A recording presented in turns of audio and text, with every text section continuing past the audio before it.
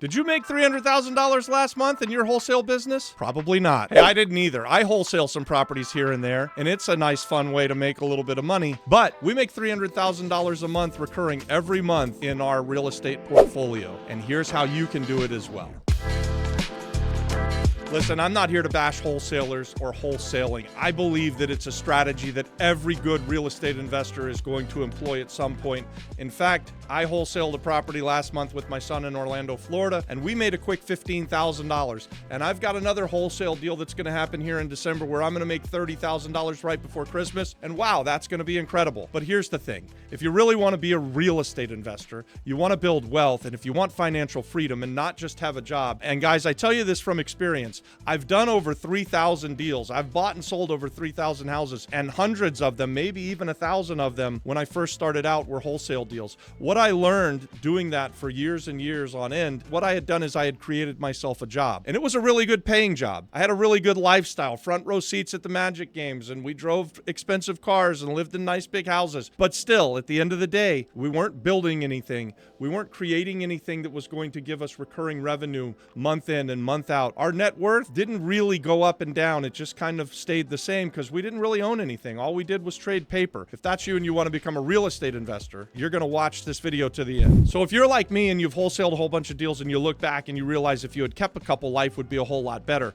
What if I could show you a way that you could still do your wholesale business, buy a few properties to keep as rental properties, maybe even do some flips and get chunks of money and create recurring revenue? I hesitate to say passive income, although I do believe that long-term rental does get close to passive income. Truly, passive income is something that comes after a whole lot of hard work, but you can get monthly recurring revenue through rental properties, and eventually you'll get to a point where you're building generational wealth. So what is value-add real estate investing? It's really my favorite subject. It's what I like to do. We like to take a property that we can buy down at the bottom of the market. Let's say that it's a vacant, distressed office building, and no one's using office space anymore, and so it needs to be reimagined and value add. Value add means that you're going to go in and do a big renovation. First, you want to think about what is the highest and best use for your property, and then you want to renovate that property into its highest and best use.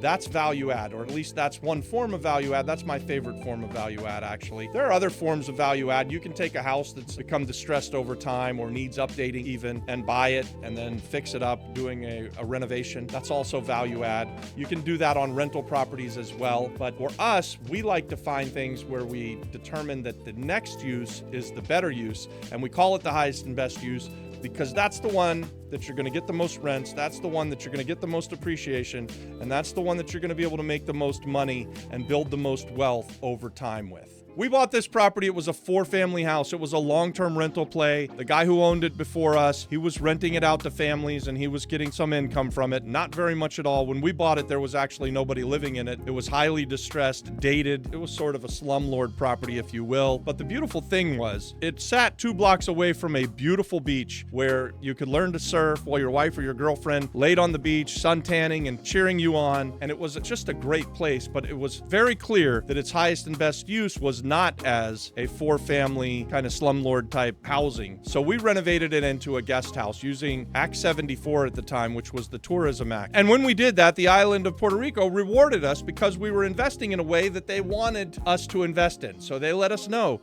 hey, if you'll go out and find these kinds of properties that have this bad use that we don't want anymore, slumlords, turn it into this good use. They call it a guest house, which is 7 units to 25 units. That's a guest house hotel. We'll give you 40% tax credits, and we'll let you earn that money at a 25 cents on the dollar or at a 4% corporate tax. They would also let us pay property taxes at 25 cents on the dollar. It was an amazing thing. We get these massive rewards for investing the way that the government wanted us to invest, and it fits the model of figuring out what was the highest and best use for this property. So we took a 4-family distressed property, renovated it into a 7-unit guest house. We got all of the benefits of the close to passive income. It's at least monthly recurring revenue, that's for damn sure. It did require a lot of work, and usually passive income does. We also got the tax benefits from the government, and then we sold the property at a double.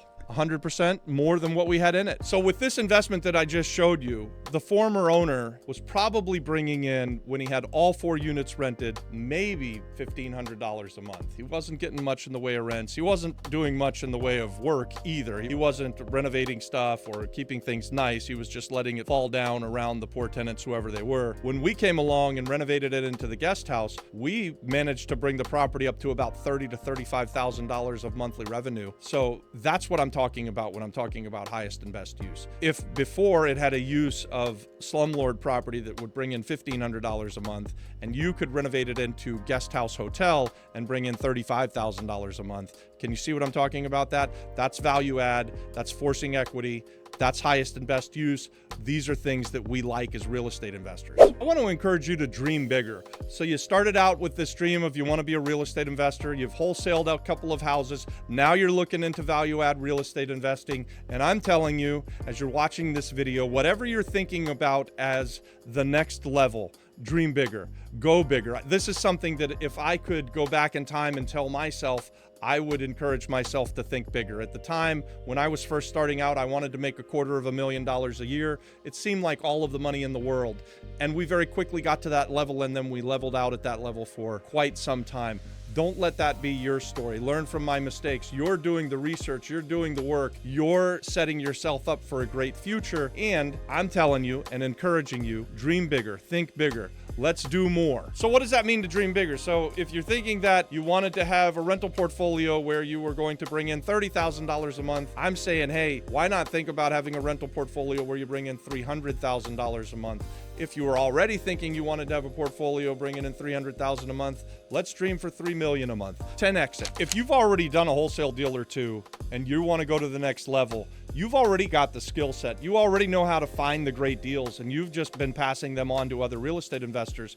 Why not consider passing them on to yourself as the real estate investors and learn that new set of skills that's going to allow you to be able to close on these properties and own them and actually build wealth. I will tell you this, I can't remember doing a deal where I owned it, had it cash flow for myself for at least 5 years or more. When I finally did sell it, don't look back at it and see it as a grand slam home run. I think that's true across 3,000 deals.